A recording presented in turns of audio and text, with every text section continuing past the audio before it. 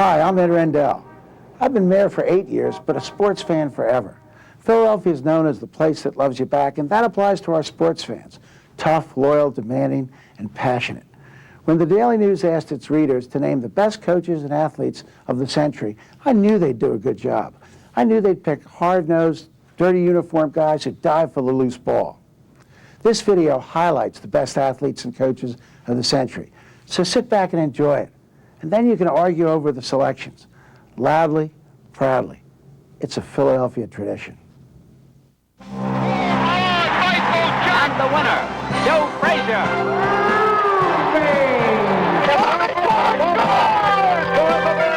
He was trying to be the biggest man in the world, you know what I mean? And he had a lot of animosity in his heart. He had to get by me, and I made sure that I grabbed him. 3, 2. When I tied and passed Lou Gehrig, yeah, they start to go, hey, you got to be kidding me. You got to give me your all-time NBA team. Who'd your center be? You're sitting next to him, brother.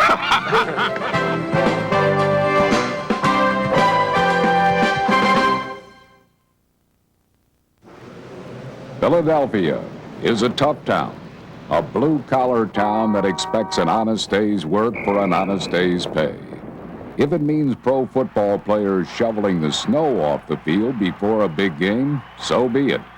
Which is what Steve Van Buren did while leading the Eagles to 2 straight championships. Steve Van Buren blasts off right tackle with a game-winning touchdown.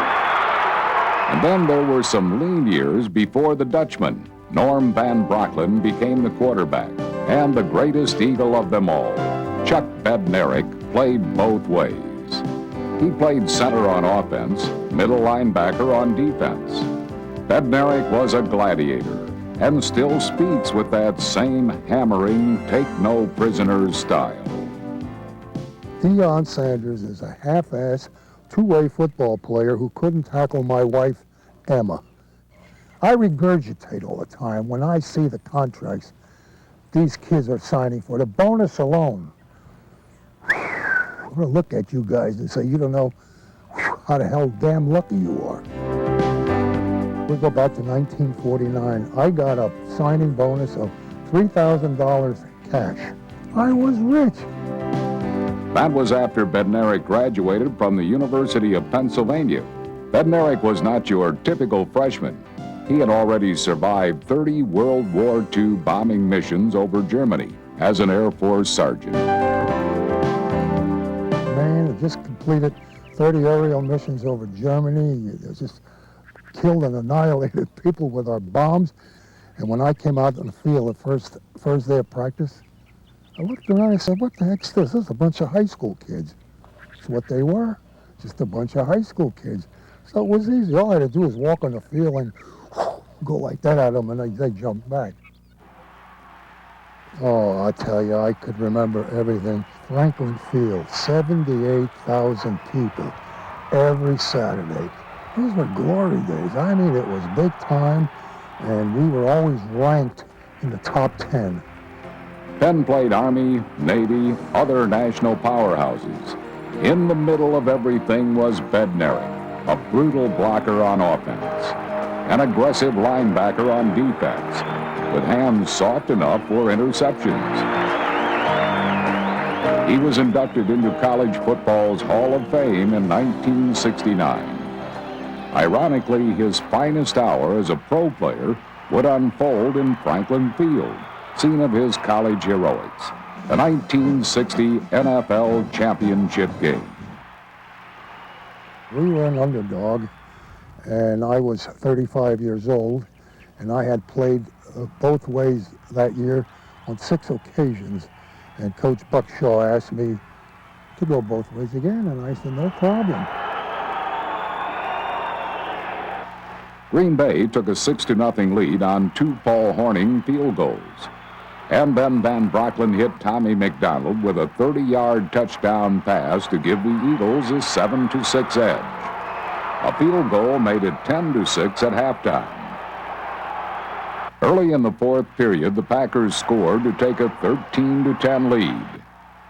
The Eagles led 17-13 late in the game with Green Bay threatening. On the last play of scrimmage, on the 9-yard line. They were on our 16-yard line, no more timeouts. Bart Starr went back, Jimmy Taylor swung out wide, caught it. A couple of our guys came up, made some contact, but he had to get by me, and I made sure that I grabbed him. 3, 2.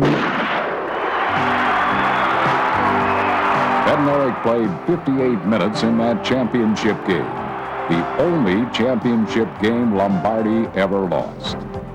There is one moment in that championship season that lives forever. The grinding collision, the teeth-rattling tackle Bednarik made on New York's Frank Gifford.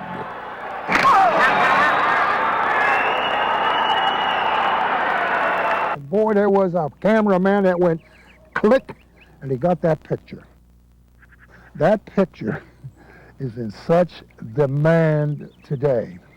I did a card show in Albany, New York, 3 years ago.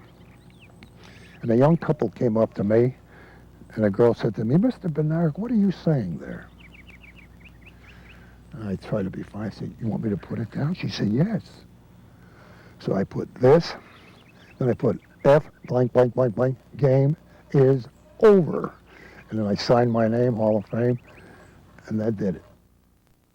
Concrete Charlie, both the irresistible force and the immovable object, was an 8-time Pro Bowl selection, a Hall of Fame inductee.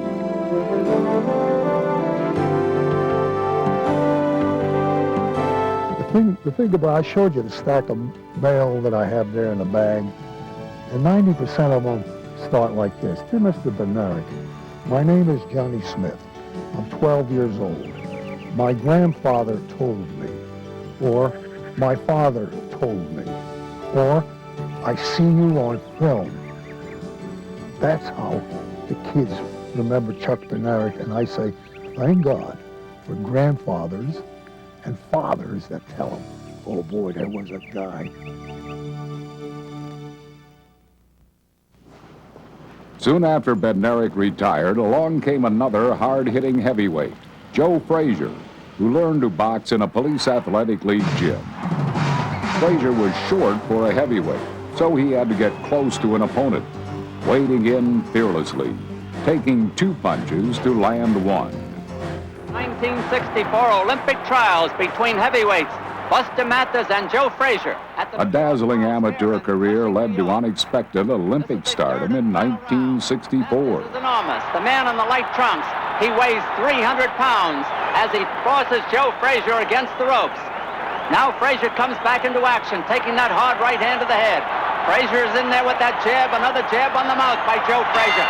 Frazier lost that decision to Buster Mathers, the gentle giant. But Mathers broke his thumb, and Frazier went to the Tokyo Olympics in 1964 in his place.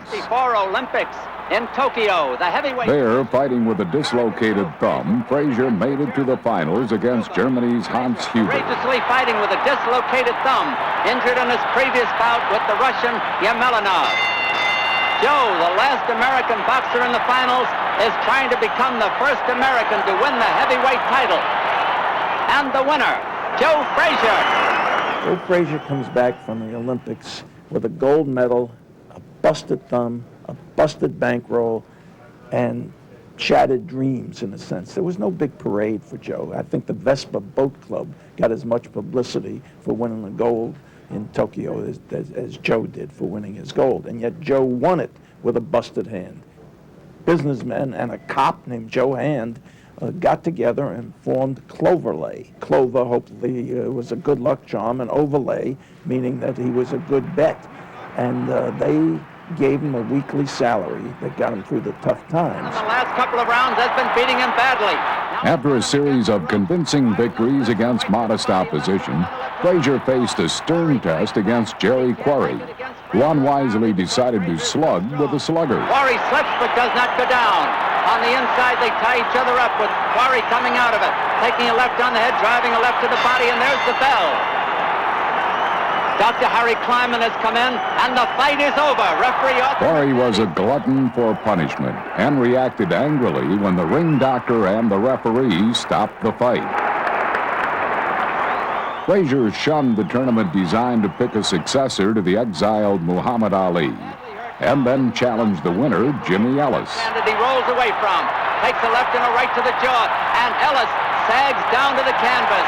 It's questionable whether or not he can get up, and the referee, Arthur McCanty, counts over him. Now Ellis is on his knees. He's trying to get up, and he does. He gets up at the count of 8, and Frazier will be back into action. Frazier moving. Frazier pounded Ellis, walking through his jab to batter him. And then Frazier knocked out the game Ellis with that Philadelphia fighting trademark, the vicious left hook. And Ellis is down again. There, waiting noisily in the shadows, was the glib Ali, taunting Frazier for his looks, his style, his manners. Frazier suffered in silence. He was trying to be the biggest man in the world, you know what I mean? And you see the guy on the tube, you know, and he's running his mouth. And I said to myself, yeah, you just wait until that fight come about. And then I'm going to show him what old smoke is made of. From the opening of the bell, you know, I felt like I was in control of the fight, you know. In the 15th round of the classic fight, Frazier floored Ali with a thunderous left hook and won a unanimous decision. Both men spent time in the hospital afterwards, and they were never the same as fighters. Joe Frazier came out of Beaufort, South Carolina, as hard-scrabbled a town as you can imagine, son of a sharecropper who had lost an arm, so that Joe was driving a tractor by the time he was 6. When Joe Frazier nailed Muhammad Ali in the 15th round with that ferocious left hook, afterwards he explained that came from down home.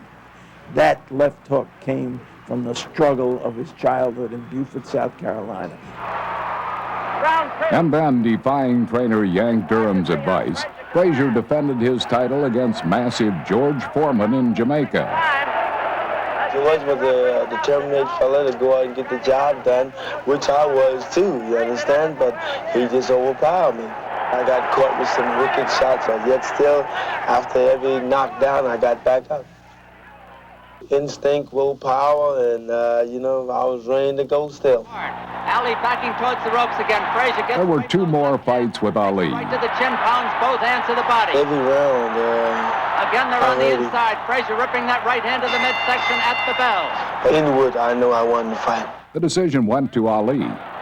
And then the thriller in Manila. A big rally by Ali. Yeah, I would say number 1, man, it was hot. It was hot, on top of hot. It had to have been like 110. Frazier's right eye was swollen shut, and trainer Eddie Futch would not allow Smokin' Joe to answer the bell for the 15th round. Comes up and looks at Frazier. I think it's going to be over. Frazier retired reluctantly after winning 32 of 37 fights, 27 by knockout. That straight-ahead style earned him a special place in Philadelphia's crowded pantheon of great fighters and worthy champions.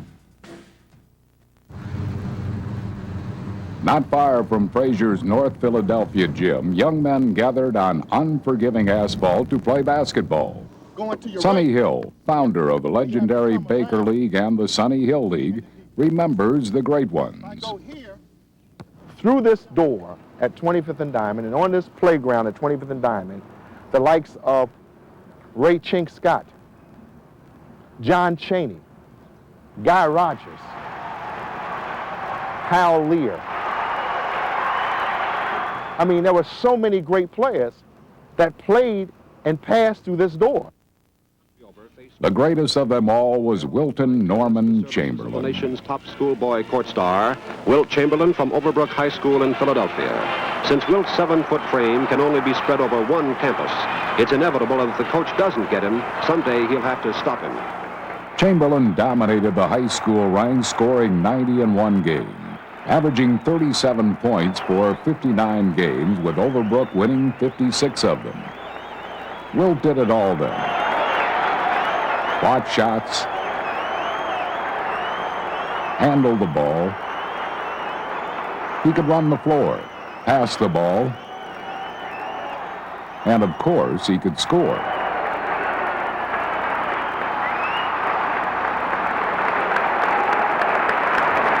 He even made his free throws.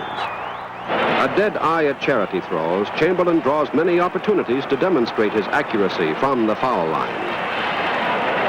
Wilt Chamberlain was unstoppable. No matter how many discouraged defenders swarmed around him, 2, 3, 4, it didn't matter. Chamberlain found a way to score. For the Stilt, high school days have been glorious ones.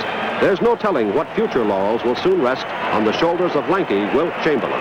If Chamberlain was an easy choice as the greatest Philadelphia high school basketball player, John Cappelletti was a tougher pick as the all-time high school football player. Cappelletti won the close voting for his brilliant play at Monsignor Bonner High. He went on to a memorable career at Penn State, winning the Heisman Trophy and dedicating it to his kid brother Joey, who was battling leukemia.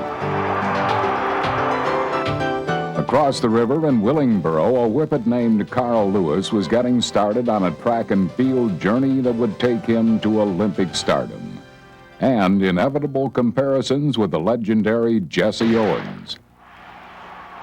Owens dominated the 1936 Olympics in Nazi Germany,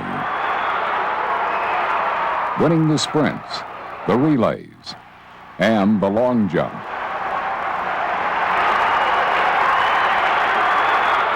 You know, I was able to meet Jesse Owens at a young age when I was small, and he said some nice things to me that definitely positively influenced me. You know, he told just me to hang in there and be the best that I could be as a little kid. Lewis matured at the University of Houston, blazing through college competition in the sprints and long jump, following Owens' path. And then with the Santa Monica Track Club, Lewis was ready for his first Olympic challenge.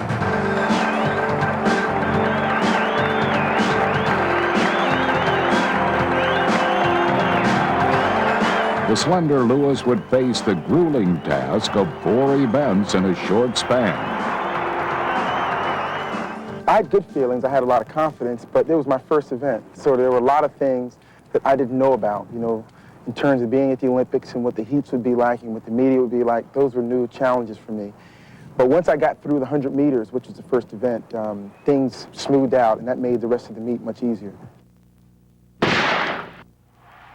You've got to have tremendous concentration, and the little secret I had is I used to try to focus on the different shoes I wore. So I set up a pair of shoes for the 100, 200 long jump and relay. So when I got to the games, every time I put on this one pair, I went into that one mental attitude.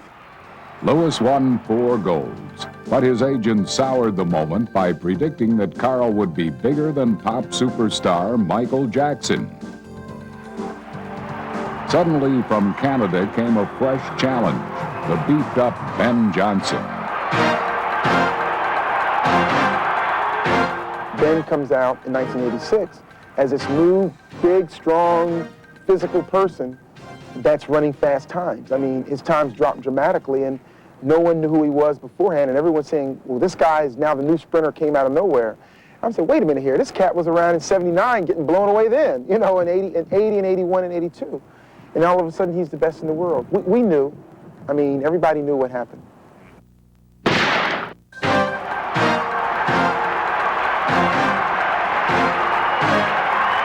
At the 88 Olympics, Johnson, fueled by illegal substances, powered away from the field.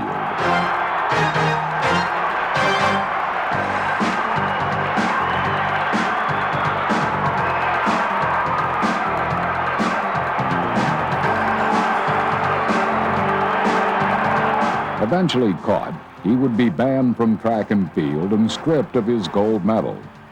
It was something I think ultimately in life I can be very proud of, that I represented something that was positive in representing a clean race and the other clean athletes that were in the race. Lewis made 5 Olympic teams, the last one at age 35.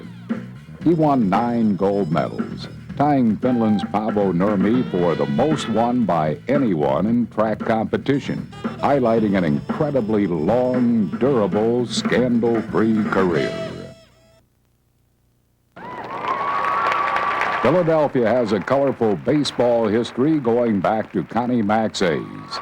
It includes a fistful of Hall of Famers, including slugger Jimmy Fox. pitcher Robin Roberts, and the quintessential leadoff hitter Richie Ashburn. The list stretches from Dick Allen to Gus Serial. But the very best player of the century to ever wear a Philadelphia uniform was a slick-fielding slugger named Michael Jack Schmidt. And he was right in the middle of things when the Phillies finally won it all in 1980.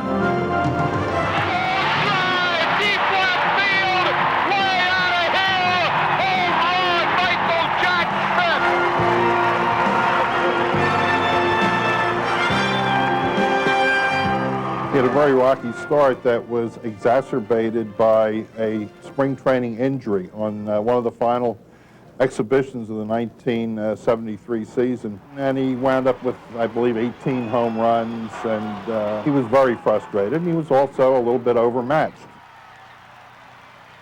When I first came into the game, I was a young kid, stood reasonably close to the plate. I struck out 150 times a year, every year, and I hit 250, and I didn't like that. So from that stance that I told you that I had as a young player, I decided to kind of adopt a Roberto Clemente style. I thought, well, if Roberto Clemente can stand in the back corner of that batter's box and stride into the ball and have the success that he had, that maybe I could apply that to my style a little bit. So I tried it. The altered stance, the growing confidence, worked for him. He hit 150 home runs in his next 4 seasons, driving in more than 100 runs in 3 of those years. Still, the fans stubbornly pinned an unfair rap on him, demeaning him for not hitting in the clutch. I never bought into the theory that Schmidt couldn't hit in the clutch. He never had, until Pete Rose got here, a legitimate leadoff hitter. What changed it was the next to last game of the 1980 season, when he hit the 3-run home run, when he probably should have been intentionally walked by Dick Williams. What a drive by Schmidt, unbelievable! He hit that thing deep to the seats in left field. The Phillies clinched the division, struggled past Houston in a dramatic playoff series, and advanced to the World Series against Kansas City. Schmidt hit .381 with 2 homers and drove in 7 runs.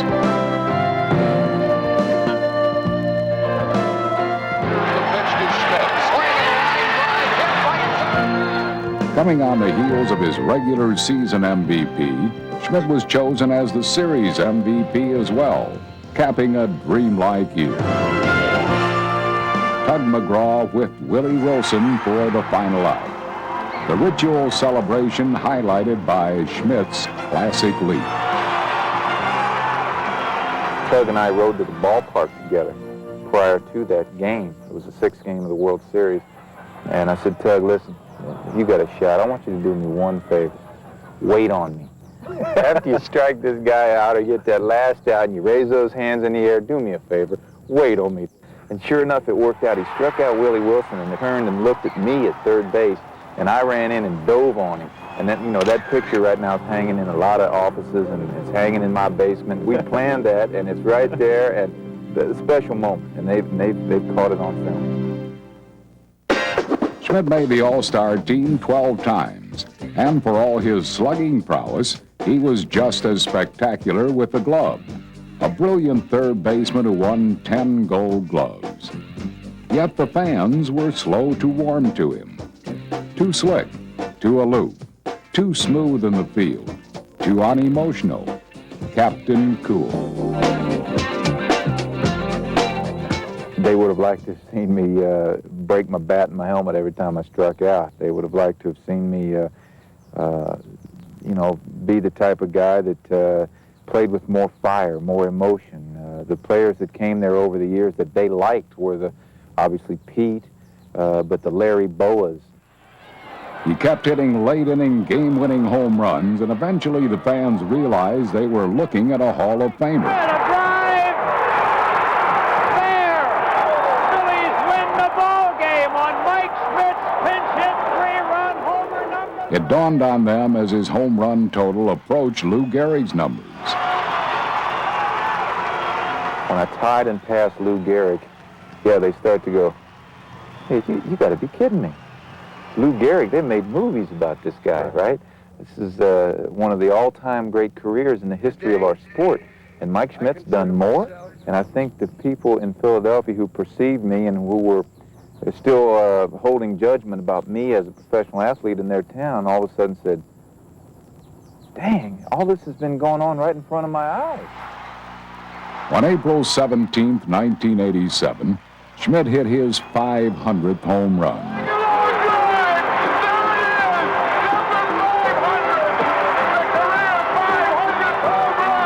It put him on a special plateau where the air is thin and the territory uncrowded. Schmidt didn't stop there, blasting past Ernie Banks, Eddie Matthews, Ted Williams, and Mickey Mantle.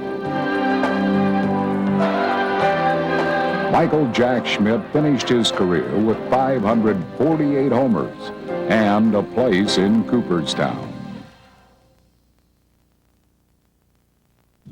Philadelphia's winter teams now play in a handsome new building, the First Union Center. Ed Snider deserves the credit for that. And while Spectacor has diversified and merged with Comcast, Snider's consuming passion remains the Philadelphia Flyers, a franchise he started against all odds. He has an unyielding desire to win. He's got a passion for Philly sports, and he's a really, really, really smart guy. He's got good common sense, good street smarts, and good book savvy.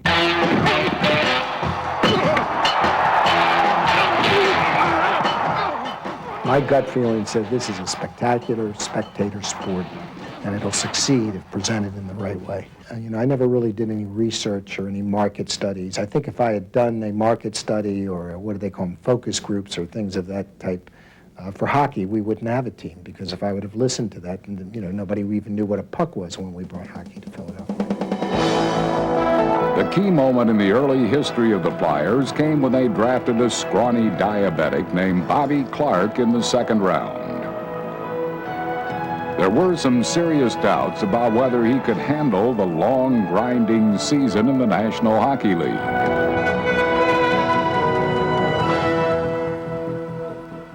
General managers and the scouts, who are certainly not medical experts, decided that I wouldn't be strong enough to play in the National Hockey League over the long schedule, and they just didn't draft me. The Flyers just made a call to a doctor and asked him, and the doctor said, if I look after myself, I can play. Quite honestly, I was very persuasive in getting our people to take him on the second pick, and it's the best decision I think I ever made in my life. He was extremely talented, but more than being talented, he gave 100% effort, or 110% effort, every shift, every game. And I think the fans came to recognize that, and that's why he was held in such high esteem in this town, because no one could ever question his work ethic at any time, at any game, and on any shift. Clarke wasn't the swiftest skater, but nobody worked harder. I think that too many times the public, the management, the coaches will accept from players less than their best. And my father always, you know, like most fathers, I'm sure, said, hey, if you're going to do it properly, or else don't do it at all. After the St. Louis Blues thumped the undersized Flyers in an early playoff, the team got bigger, stronger, meaner, eventually becoming the Broad Street Bullies, drafting and trading for guys handy with their fists. And I asked Keith Allen, our coach at the time, who eventually became our general manager, I said, what is this all about? And he said, well, each team, you know, has a policeman. And I said, well, who's ours? Well, we didn't happen to have one at the time. And I said, well, why do they only have one? The beat. If there's going to be fights, I said, we may not be able to skate with the best teams, and we may not be able to stick handle with the best teams, but we can fight with the best teams. And I don't want our team to ever, ever again get beat up. When Fred Shero was hired as coach, he made his philosophy as clear as a four-arm shiver. Take the shortest route to the puck carrier and arrive in ill humor. Freddie the Fog, Freddie the Phantom, Freddie the Mystery Man. Fred Shero was the most enigmatic coach I've ever had to deal with. You just never knew whether he was putting you on or whether that was a sincere, innocent approach to life and to dealing with the media. I'm not very outgoing. I'm not, it's very hard for me to meet people and talk to people. I feel really at home only with hockey players. With Clarke leading the way, the Flyers got to the Stanley Cup Finals against the big bad Boston Bruins. The Bruins won the first game of the series. In Game 2, the Flyers fought back. After regulation play, the game was tied, forcing sudden death overtime. Schultz breaks it up. Schultz behind the net, centers, flat, tried to Clarke, shot it out, rebound, scores the game winner at 12 minutes and 1 second of sudden death overtime. He was blocked on the first shot, he made the second one, and the Flyers have picked up their win in Boston. With the Stanley Cup Series tied at a game apiece, the Flyers had captured the home ice advantage. By Chris, tailed by Clarke, brings to center ice, through to Bobby, over the line, holds at the point, going into that far circle, wants to throw it in on the net, crosses the DuPont, Hill going right on in, he'll shoot! They won the next two games at home. And then Boston won Game 5. The series returned to Philadelphia with the Flyers holding a tenuous 3-2 edge.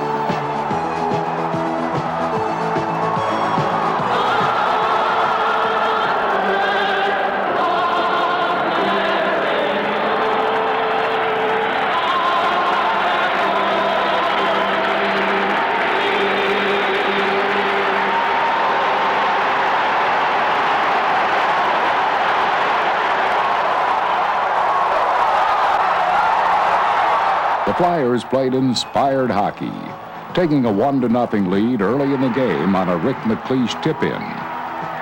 It stayed 1-0 into the third period, thanks to the dazzling play of goalie Bernie Parent. As the clock wound down, the building rocked.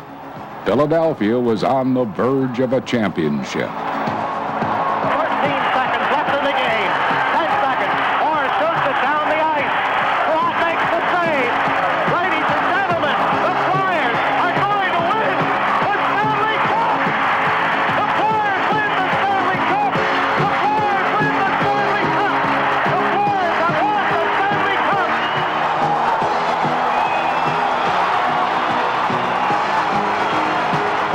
The next day, the city celebrated in a wild and raucous fashion. The parade was exciting, but it got out of hand, and Clarke never went the distance, chased from the route by overzealous, clutching fans. I like to tell the story that when we first brought the team to the city, and it was October, we were going to start our first season, the city decided to give us a parade from the Wanamaker building down, Broad Street to the Spectrum. So we all got in convertibles and we proceeded down Broad Street, and no one came. And what is really amazing is that 7 years later, 2 million people came when we had a parade.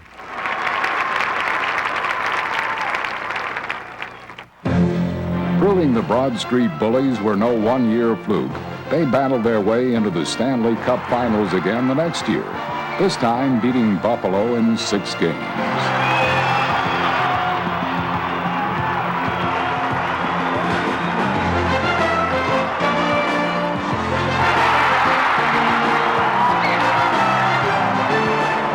The Flyers won back-to-back Stanley Cups with a cast of characters that included a moose, a hound, a hammer, and a rollicking goalie named Bernie Parent. Some fun, eh?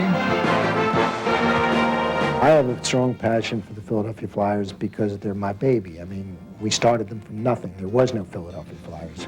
We named them, we designed the logo, we designed the uniform, we drafted players in the expansion draft and created a team that didn't exist. There's nothing like creating it from scratch. I mean, there was a survey in the Daily News last year that said that hockey with 35 and under, everyone 35 and under was the #1 sport in the city, which I thought was pretty spectacular, going from nobody at the parade to the #1 sport in town. Nobody personifies Philadelphia pride more than Dawn Staley, who grew up in the inner city in the bleak Raymond Rosen projects. She started playing playground ball against the boys, then starred at Dobbins Tech. Philadelphia is ingrained in her game. A 5'6" playmaker with court awareness, a passion for the game she does not hide. She starred at the University of Virginia, where they retired her number after she took the Cavaliers to 3 consecutive NCAA Final Four appearances.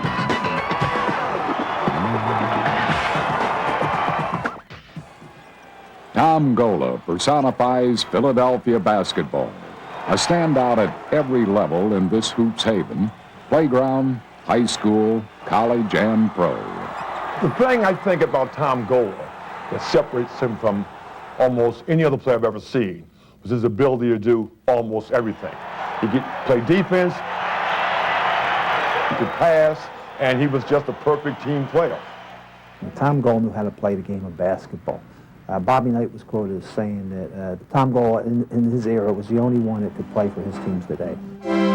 Gola was a remarkable rebounder for his size. Just think about records that say will never be broken. Tom Gola's rebound record in collegiate basketball, 19 a game for 4 years, will never be broken. On defense, he'd be playing the other team's best scorer, no matter what the height was. So whatever it was you needed, he did. At LaSalle, Gola was a first-team All-American 4 consecutive years. In his freshman year, 1952, the Explorers capped their season with an appearance in the NIT. In all the interviews that I've done over the years, people have asked me, what's your greatest fill in basketball? And I said, it was winning the NIT championship in 1952 because I was an 18-year-old kid. We were the Cinderella team, and I was named co-MVP of the tournament. And Madison Square Garden was the mecca of basketball. Everybody always wanted to play in the Garden, right? So it was just the greatest fill of my life. Everything after that was, you know, second-rated. In 1954, they made it to the finals of the NCAA tournament, meeting the heralded Bradley team.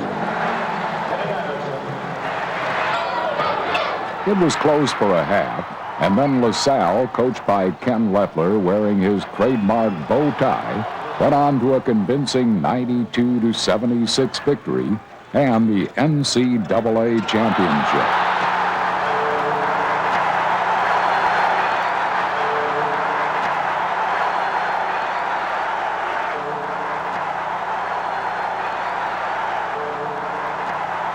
The great Kenny Leffler, Hall of Fame coach, describes that team as 4 students and Tom Gola. I mean, not many players can carry a team the way Tom Gola did. Gola carried the team on his shoulders, so it was only fitting that Gola be carried through the streets near the campus when the team returned home. The next year, Bill Russell, Casey Jones, and the University of San Francisco kept LaSalle from the second title, winning the championship. Gola's numbers are remarkable, averaging more than 20 points a game, snagging 2,201 rebounds. The Explorers now play in an arena bearing his name. Now, since I was born in Philadelphia, I was lucky when I was a little boy to have a chance to watch Tom Gola play. Let me check that. Little, I never was. When I was a young man, I had a chance to watch Tom Gola play. And back in those days when he played for LaSalle College, I always thought he was the best collegiate basketball player I ever saw. It's almost 50 years later, he still is the best collegiate basketball player I've ever seen. If I were a college player or a college coach, let's say, and I was looking for a player to start my team with, it would be Tom Gola. Oh, the Jackets coming on. The Big Five frenzy sets Philadelphia apart from other basketball rivalries. Spirited competition and an outstanding collection of coaches. John Chaney has had a fantastic career at Temple University. It takes a lot of honesty and a lot of hard work. I think that you do that even with your players. You measure players based on effort and energy. I don't think it always translates into winning, but eventually, certainly you'll be rewarded in some way, in some positive fashion, if you can stick with that formula. Chaney wears his heart on the sleeve of his rumpled sweaters, preaching the gospel of discipline, hard work, dedication. John was a tenacious defensive player. And I guess one of the things that John always says, he said, I don't come to play, I come to kill you. Indeed, if looks could kill, Chaney would be in deep trouble. He rants, he raves. Chaney's Temple teams practice at 6 a.m. The early morning demands on their stamina, their work ethic, set a pattern for the rest of their lives. Chaney has taken Temple teams to the NCAA tournament 15 times in 17 seasons. I think that I've had a number of good teams. But I think that my best team certainly didn't have All-American high school player or anything like that. The year when we had Nate Blackwell, a couple of years, they were 32-4. We had Howie Evans on that team. Mike Varisvik was on that ball club. Ramon Rivas was on that ball club. Tim Perry, who was a drummer in high school, was not a basketball player. He turned out to be a first-round draft pick and a lottery pick. They came in as being just those who also ran. They all felt that to be successful, success has a narrow door, and you've got to hold hands to get through it. If the person don't buy it, you're not a good salesman. And that's one of the most important things. They must buy what you're selling. Sure, it's difficult to lure blue-chip prospects to a concrete campus in North Philadelphia, but Chaney has coached the quick-as-a-wink Mark Macon. He polished the silky smooth Eddie Jones, who he calls the best player he's ever coached.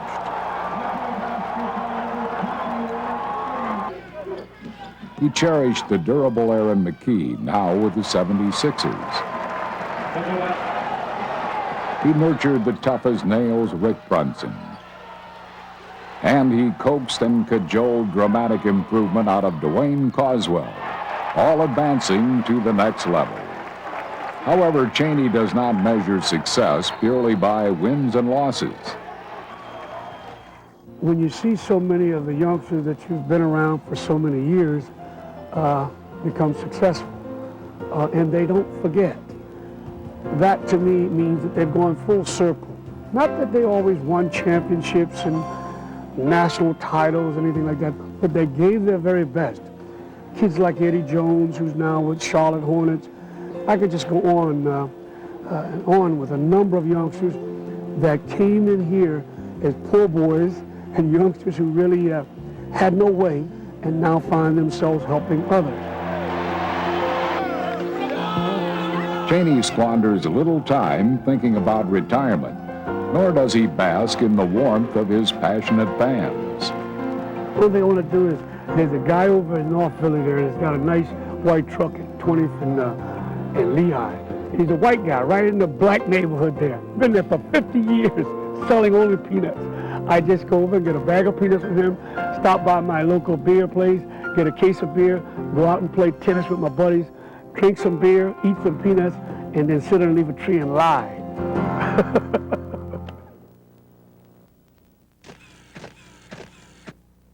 Dr. J has the basketball. Julius Erving on his way to the basket.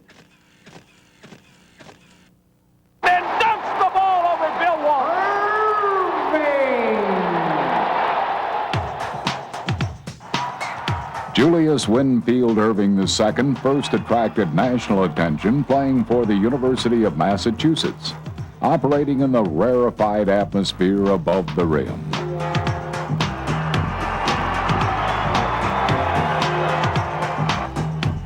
He was drafted by Virginia in the old ABA, and after a promising start that dissolved into contract squabbling, he moved to the Nets, where he led the team to 2 championships.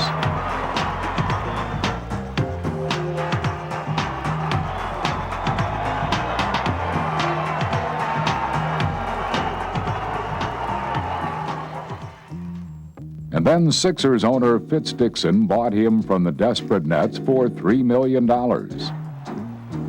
Erving brought his graceful skills to the carnival atmosphere of the Sixers. That team wound up facing Jack Ramsey's Portland Trail Blazers in the finals. The Sixers won the first 2 games and lost the next 4 to a Portland team that featured Bill Walton and Maurice Lucas.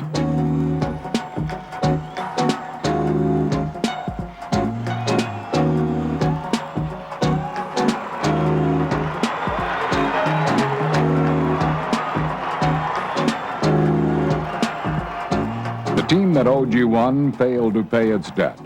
Other disappointments followed. Losses to the Washington Bullets, to the San Antonio Spurs and George Gervin.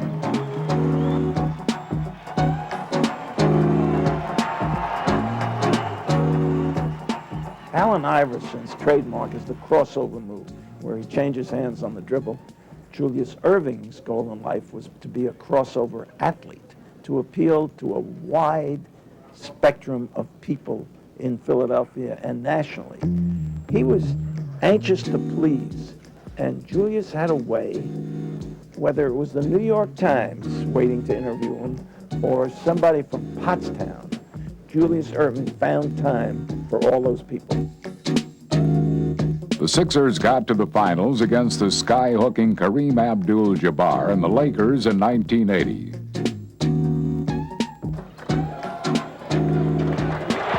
With the series tied 2-2, they seemed to catch a break when Kareem Abdul-Jabbar was injured in the 5th game.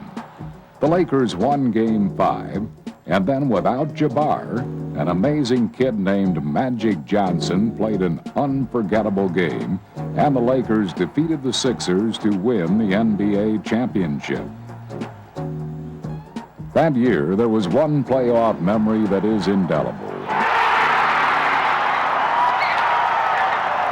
Dr. J soaring past the backboard, floating out the other side to curl in an astonishing layup. There was the disheartening loss to Boston, the Sixers blowing a 3-1 lead to Larry Bird's Celtics. It wasn't until the Sixers added Moses Malone, the stoic rebounder, that they had all the pieces to the puzzle.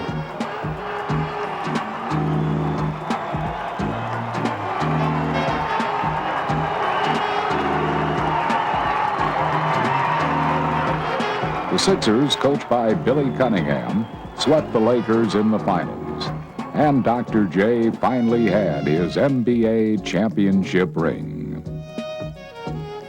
Add up Erving's ABA and NBA numbers and you get 30,026 points. He was a 5-time All-NBA selection, the MVP in 1981. A Philadelphia legend. There you have it, a fantastic group of athletes and coaches that any city would be proud of.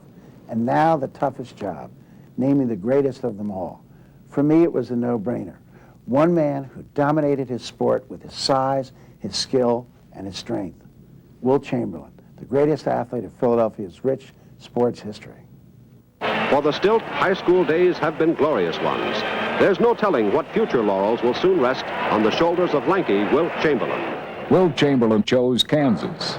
In '58, they lost a dramatic triple overtime game to North Carolina in the NCAA Finals. And then Wilt left school to join the popular Harlem Globetrotters, lured by big money. $65,000 a year and bonuses if they said that the houses had X amount of people. Right. So there I was counting the houses all the time. Chamberlain toured with the Trotters for a year and then joined the NBA. Thanks to a slick rule change, the rights to Wilt belonged to the Philadelphia Warriors, and he moved right in, winning Rookie of the Year honors. I don't think most of the pros expected me to do exactly what I did. They widened the lane in an effort to neutralize him, but Wilt couldn't be stopped.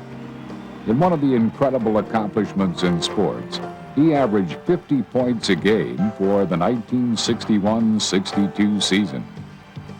And then the unforgettable performance against the Knicks in a game played at Hershey before a small crowd. He's already broken his own record of 78 points in a game. He's scoring at will now. Jump shot, good. Wilt has 98. Wilt needs one more hoop. He gets a pass, grabs it, and dunks it through. 100 points for Wilt Chamberlain. The most amazing one-man show in basketball history. I know it seems like a miracle number to a lot of the people, but I could have scored 100 a number of other times. But if I had a better day and had a better cause, I believe it would have been more important to me. But, you know, averaging 50 points a game, to me, that was phenomenal.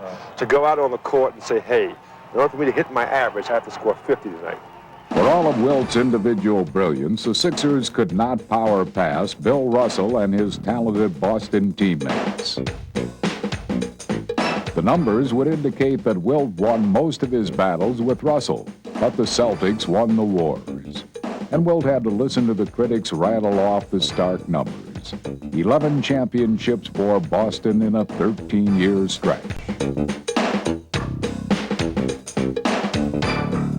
He had one job to do and one job only. I had several that I had to do. I had to score at times, to rebound, to play defense. And, you know, I did it the best I could. I think that most of my teams did the best they could. I think the Boston teams were just better. The coaching was just better. So, therefore, they won the big ones. I don't think, as far as individual talent goes, that Russell even comes close. For the 1966-67 season, Wilt was surrounded by a wonderful supporting cast coached by Alex Hammond. The team zipped through a 68-13 regular season record.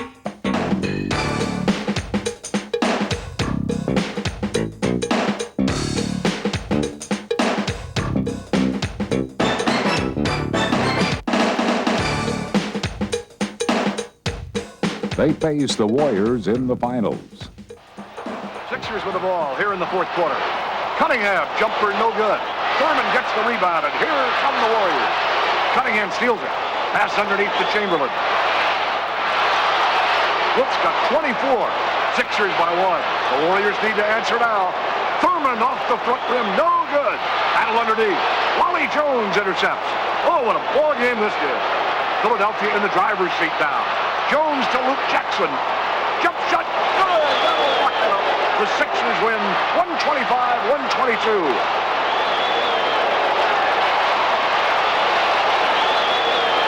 They're mobbing Chamberlain. And oh, is he ever happy. Wilt has finally won the big one. An unhappy Chamberlain demanded a trade and was sent to Los Angeles, where he joined Jerry West, Elgin Baylor, and Gail Goodrich on a team that equaled the NBA record of 23 wins in a row. Chamberlain. Hairston, outlet pass to Goodrich. To West for an easy two.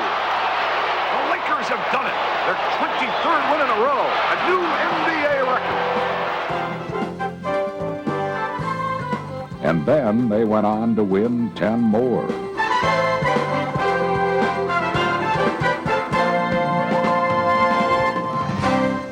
They faced the New York Knicks in the finals. The Lakers thumped the Knicks in 5 games, giving Wilt his second NBA championship ring.